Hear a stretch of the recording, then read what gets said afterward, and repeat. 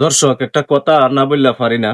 কথাটা বলতাছি, হালকা পাতলা ভিডিও বানাই, ফানি ভিডিও, আমোদ ফুর্তি করি, নিজেও মানুষেরাও একটু হাসাই। চার পাঁচটা জ্ঞানী আমি অজ্ঞান রে ফেসবুকে নানান ধরনের কথা কয়, টিয়ার লাগে অত নিচে নেমে উঠছি। মানে টিয়ার লাগে মানুষ কি না করতে পারে, তুই কি টিয়ার লাগে অত নিচে নেমে হরণ লাগে? হ্যাঁ, কি এই জিনিসটা জানে না? আমি বিপদে পড়লে হ্যাঁ যদি বাপডাই 10টি আমারে দিব, দিত না।